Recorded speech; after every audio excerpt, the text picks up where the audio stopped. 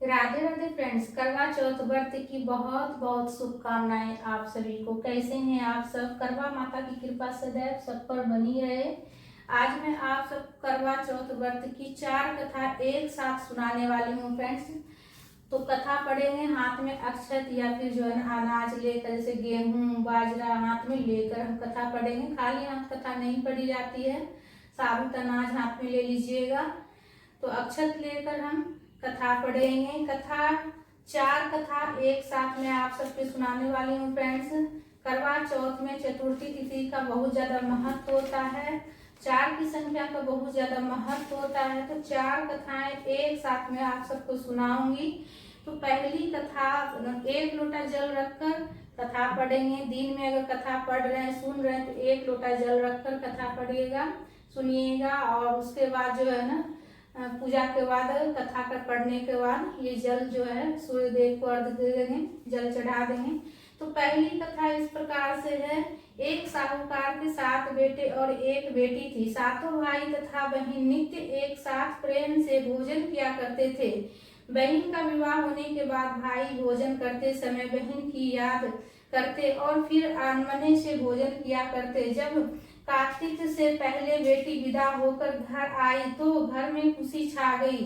अब बहन भाई फिर मिलकर बैठकर भोजन करने लगे। कार्तिक कृष्ण पक्ष में करवा चौथ का व्रत किया जाता है। घर में लड़कों की बहुएं, माँ और बहन सभी ने व्रत रखा। शाम को सातों भाई भोजन करने बैठे तो उन्होंने बहन को भोजन करने के लिए कहा। बहन बोली, आज आज तो चंद्रमा निकलने पर ही अर्घ देकर भोजन करेगी। भाई चुप होकर भोजन करने को तैयार हो गए। पर सबसे छोटा भाई बहन से बहुत प्यार करता था। उसने सोचा कि बहन चंद्र के निकलने तक कैसे भूखा रह सकेगी। उसने भाइयों से सलाह करके वृक्ष के सहारे सीढ़ी लगाई और छलनी के पीछे दीपक रखकर उसके प्रकाश को चंद्रमा बता दिया और भोली बहन को अर्घ देने को कहा। भाइयों ने इस तरह बहन से अर्घ दिलवा कर भोजन करने को कहा। बहन ने अपनी भाभीयों से भी भोजन करने को कहा, किंतु उन्होंने भाइयों के द्वारा छल किया जाना बताकर ननद को भी भोजन करने से मना किया। फिर भी भोली बहन ने भाइयों के बहकावे में आकर भोजन कर लिया। बहन अब भोजन करने बैठी तो पहले ग्रास में बाल निकला, दूसरा कौर मुंह तक पहुंचने पर कुत्ते ने कान फटफटाए। इस तरह 2 अपशगुनों के बाद भी बहन ने भाइयों के साथ कुछ भोजन कर लिया। लेकिन तभी उसकी ससुराल से उसके पति की तबीयत खराब होने की खबर आई। वह छोटे भाई को लेकर जब तक ससुराल पहुंची तब तक पति की मृत्यु हो चुकी थी। वहां उसकी मौत पर भारी कोहराम मचा हुआ था। माँ ने अपनी लड़की को ससुराल भेजते समय समझाया था कि जब वह पति के गांव पहुंचे तब तो घर जाते समय रास्ते में जो भी बड़े व्यक्ति और स्त्रियां मिले उनके पांव छूती जाना और आशीर्वाद प्राप्त करना। उसने ऐसा ही किया। जब वह पति के घर पहुंची तो वहां का हाल देखकर वह हतप्रभ हो गई। मुख से एक बार चीख निकली और फिर वह गुमसुम सी एक ओर बैठ गई। उसकी सास ने उसे धरती पर पड़े पति के पास ला बिठाया। कुछ देर पीछे वह जोर जोर से डकारे मारती हुई रोने लगी। हाय, भूल से व्रत को भंग कर दिया। हे गणेश जी महाराज, आप मुझे क्षमा कर दो, मेरा अपराध आप ही क्षमा करोगे। इस तरह वह कहती हुई जोर जोर से रोती जाती थी। तभी शंकर पार्वती उधर से निकले। पार्वती जी ने हाल जानकर कहा, हे स्वामी, यह तो बहुत कम उम्र में ही विधवा हो रही है। यह आप अपना शेष जीवन कैसे काटेगी? प्रभु आप कुछ कीजिए। शंकर भगवान बोले, प्रिय, आपका कहना सही है, किंतु यह अपराध तो गणेश जी के प्रति हुआ है, वही इसे संभालेंगे। उन्होंने गणेश जी से उसे सुहागिन बने रहने के लिए कुछ करने को कहा। तब गणेश जी ने व्रत खंडन करने की उसकी भूल को क्षमा कर दिया और कहा कि वह अब अगली करवा चौथ का व्रत करने में भूल ना करे। तब उसका पति राम राम कहकर उठ बैठा और बोला, मैं तो आज बहुत सोया, घर में आनंद छा गया। बहू ने वर्ष के सभी चौथ माता के व्रत किए। सभी चौथ माता के ने कार्तिक की सबसे बड़ी करवा चौथ का व्रत करके अखंड सौभाग्य पाने की बात कही। तब उसने कार्तिक आने पर करवा चौथ का व्रत विधि पूर्वक पूर्ण किया और अपने पति सहित सुख से रहने लगी। अब वह प्रतिवर्ष करवा चौथ का व्रत हंसी खुशी किया करती थी। हे करवा माता, आपने जिस तरह साहूकार की बेटी को व्रत करने पर उसके पति को दीर्घायु प्रदान कर दी, उसे सौभाग्य दिया, उसी तरह प्रसन्न होकर सभी व्रत करके इस कथा को पढ़ने सुनने वाली देवियों को भी उत्तम और अखंड सौभाग्य प्रदान करना। बोलो करवा माता की जय। हाथ में जो अक्षत है थोड़ा सा हम जल में डाल देंगे, और अगर दिन में पढ़ रहे हैं सुन रहे हैं तो, और अगर रात में पढ़ रहे हैं तो थोड़ा सा हम माता के चरणों में समर्पित करेंगे। दूसरी कथा इस प्रकार से है, करवा माता की दूसरी कहानी। प्राचीन समय में एक पतिव्रता स्त्री थी, उसका नाम करवा था। वह अपने पति की सेवा करने में कोई कमी नहीं छोड़ती थी। एक कार्तिक कृष्ण पक्ष की चतुर्थी के दिन उसका पति जब नदी में स्नान कर रहा था तो एक मगरमच्छ उसका पैर पकड़ कर नदी में ले जाने लगा। तब पति जोर जोर से करवा करवा कहकर पत्नी को मदद के लिए पुकारने लगा। पत्नी ने यह सब देखा तो उसने अपनी साड़ी से एक सूत खींचकर मगर की ओर फेंक दिया। वह उस सूत के धागे से बंधकर पति को आगे नहीं ले जा सका। करवा ने फिर धर्मराज को पुकारा। उस पतिव्रता की पुकार पर धर्मराज वहीं उपस्थित हुए। फिर धर्मराज को पुकारा, फिर उपस्थित हुए और बोले, हे पतिव्रते, कहो तुम क्या चाहती हो। करवा बोली, महाराज आप धर्मराज हो और यहाँ अधर्म हो रहा है। देखो मेरा पति नदी स्नान कर रहा था तो इस मगरमच्छ ने उन्हें पकड़ लिया। आप उसे मारकर मेरे पति को बचाएं। यमराज बोले, हे पुत्री, मगरमच्छ की आयु अभी मरने की नहीं है, अभी इसकी आयु शेष है, इसलिए मैं इसको मृत्यु नहीं दे सकता। करवा बोली, भगवान आप धर्मराज हैं, आपकी धर्म दुष्टों को दंड देने का है, फिर आप ऐसा क्यों नहीं करते।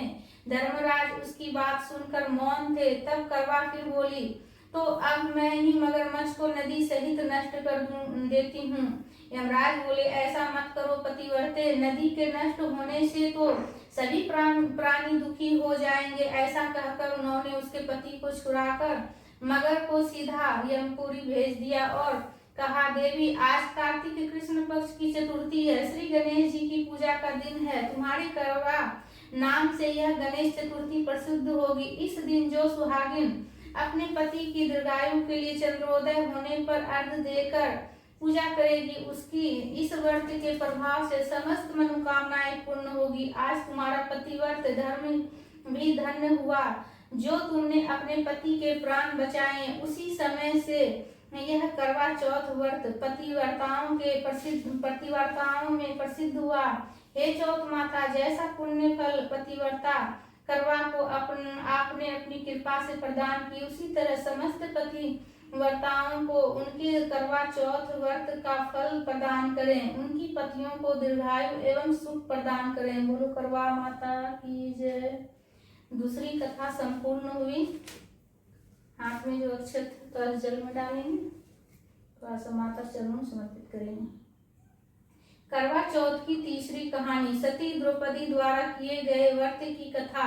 एक समय पांडु पुत्र अर्जुन नीलगिरी पर्वत पर तपस्या करने चले गए। उनके पीछे उनके भ्राता द्रौपदी को अनेक संकटों का सामना करना पड़ा। साथ ही द्रौपदी भी अर्जुन के विषय में चिंतित रहने लगी। एक दिन द्रौपदी ने भगवान श्री कृष्ण का स्मरण किया और उनके दर्शन देने पर उनको अपने संकटों के विषय में बताया। तब शोकाकुल हो द्रौपदी को धैर्य बांधाते हुए श्री कृष्ण ने संकटों से निवारण हेतु एक प्राचीन कथा सुनाकर यह व्रतानुष्ठान करने पर परामर्श दिया। उन्होंने द्रौपदी को बताया कि एक बार महिलाओं को कष्टों से दुखी देखकर पार्वती जी ने भोलेनाथ से कोई ऐसा व्रत बताने को कहा जो सुहागन स्त्री को हर प्रकार से सुखी बनाए, उनके पतियों को दीर्घायु प्रदान करे, उन्हें सदा सुहागन रखे। तब श्री शंकर जी ने उनको इस प्राचीन व्रत का वर्णन कर विवाहित स्त्रियों को हर प्रकार से सुख संपन्न रहने एवं उनके पतियों को दीर्घायु प्राप्ति करने वाले बताया।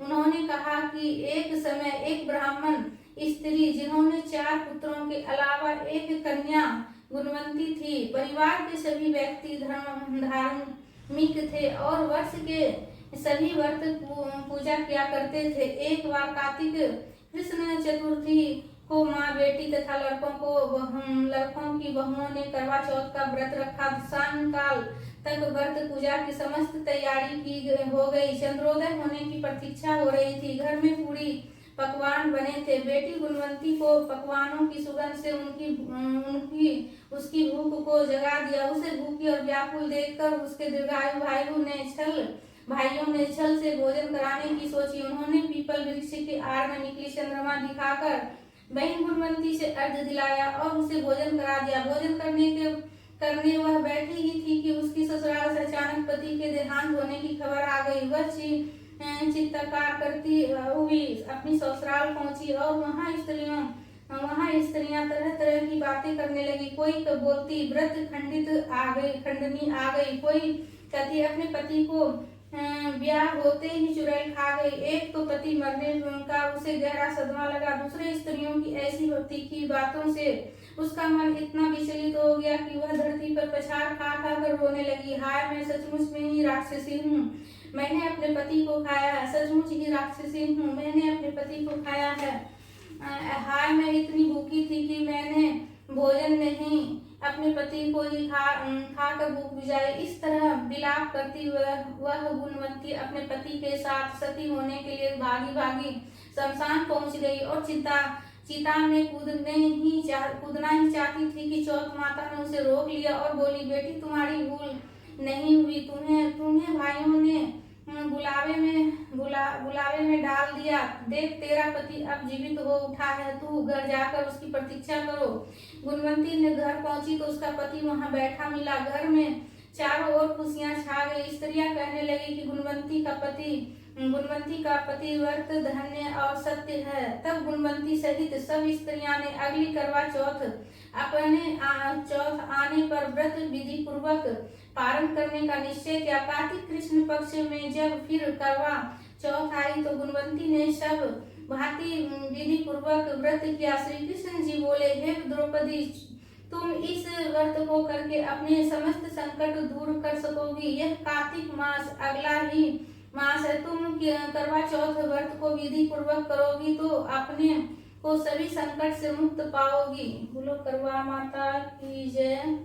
तीसरी कथा संपूर्ण भी हाथ में जो अक्षत थोड़ा जल में डालेंगे और थोड़ा सा माता के चरणों में। करवा माता की चौथी कथा इस प्रकार से। चौथी कहानी। एक वाणिक परिवार में 7 बेटों की बहुएं थी। 6 बहुओं के पीहर वाले बहुत धनी थे और बड़े पूरे परिवार के थे।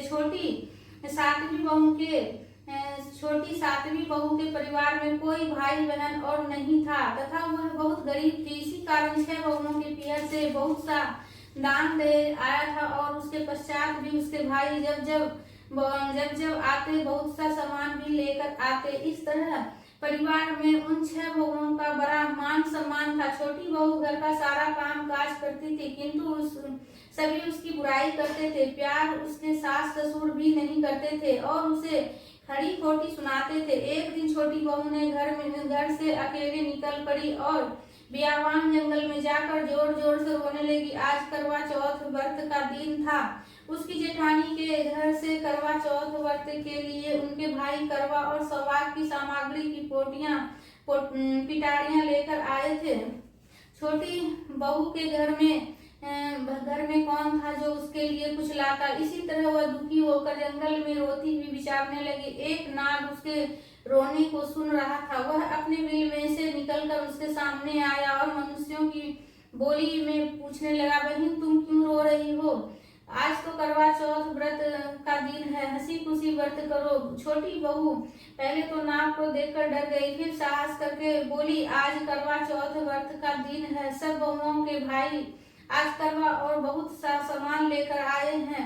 मेरे पीहर में कोई नहीं है जो मेरे लिए करवा और सामान लाता। काश मेरा भी कोई भाई होता तो मेरे लिए करवा लाता। यह सुन नाग को दया आई और बोला, बेटी तू अपने घर जाओ, शायद तुम्हारा कोई मुंह बोला भाई घर पर करवा लेकर आए। यह सुन छोटी बहू घर आकर संतोष से सब कामों में लग गई। कुछ देर बाद एक मनुष्य आया और छोटी बहू की सास से बोला, मैं तुम्हारी छोटी बहू का भाई हूँ, छोटी बहू का भाई हूँ। उसके बचपन में ही मैं बाहर चला जाकर रहने लगा था, अब घर आया हूँ। आज करवा चौथ है, मैं उसके लिए करवा और सुहाग पिटारी तथा कपड़ा लाया हूँ।